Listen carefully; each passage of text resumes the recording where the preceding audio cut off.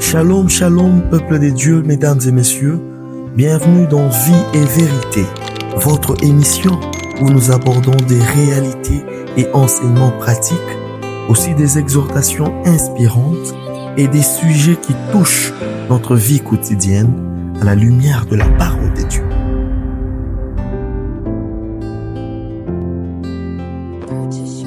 Mesdames et messieurs, nous avançons dans une époque où chaque minute compte.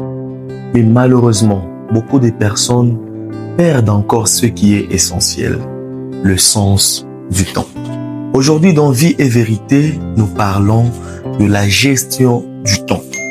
La gestion du temps, ce n'est pas se mettre à compter ou soit à contrôler les heures d'une journée. Pas vraiment. C'est plutôt savoir organiser avec intelligence le temps de manière à l'utiliser pour ce qui compte vraiment et pour ce qui est important. Pourquoi la gestion du temps? C'est une question qu'il faut se poser. Premièrement, parce que le temps est une véritable ressource. Il est important de souligner que si on a l'argent et qu'on arrivait à le perdre, il est possible de le récupérer. Mais avec le temps, ce n'est pas le cas. Une fois qu'on a perdu le temps, on ne peut plus le récupérer. Deuxièmement, pourquoi la gestion du temps? C'est parce que notre avenir, ton avenir, mon avenir et l'avenir de chacun d'entre nous dépend en grande partie de la manière dont nous utilisons le temps aujourd'hui. Vous allez voir que personne n'a plus de temps que l'autre. Et la preuve, c'est que un jour à 24 heures pour tout le monde, une semaine à 7 jours pour tout le monde, un mois à 30 ou 31 jours pour tout le monde, et au-delà même une année à 365 jours ou 366 jours pour tout le monde. Alors tout dépend de la manière dont vous utilisez ce temps. Tel utilise ça de cette façon et tel autre utilise le temps d'une autre manière. Vous verrez que les personnes qui réussissent dans ce monde n'ont pas plus de temps que les autres. Pas vraiment.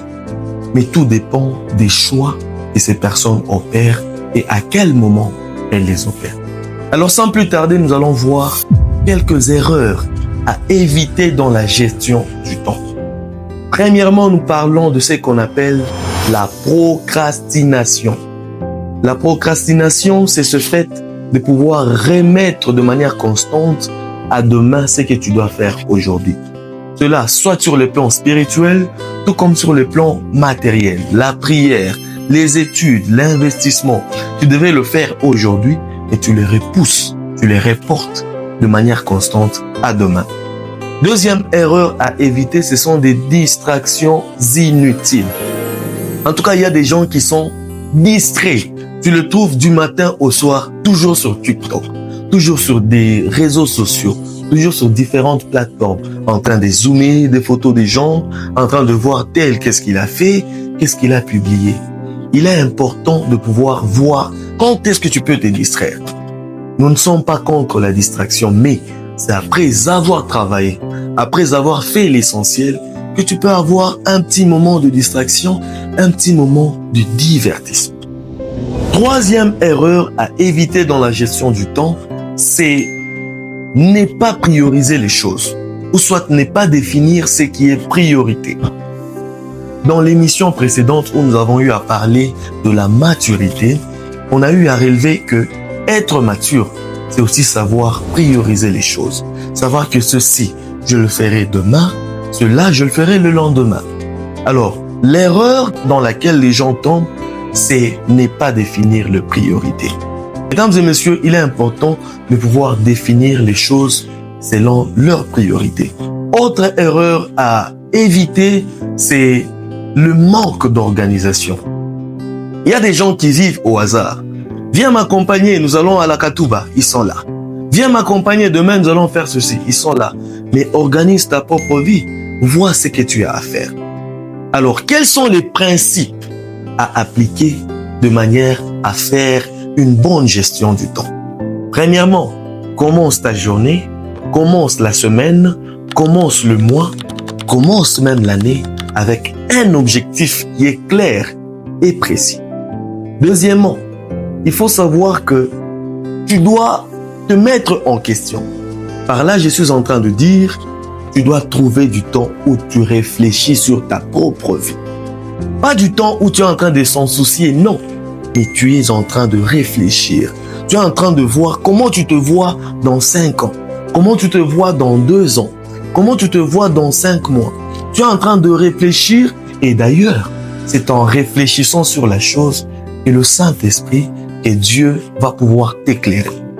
Autrement, comment est-ce que vous pouvez faire pour vous tirer de cette situation, pour gérer votre temps? C'est par là que la Bible est en train de nous dire, dans Éphésiens le chapitre 5, le verset 15 à 16. Rachetez le temps, car les jours sont mauvais. Que veut dire racheter le temps? En fait, c'est utiliser au mieux chaque situation qui se présente devant vous. Et la Bible insiste, car les jours sont mauvais. Mesdames et messieurs, le monde dans lequel nous vivons a beaucoup de distractions, a beaucoup d'imprévus. Alors, que retenir de la gestion du temps?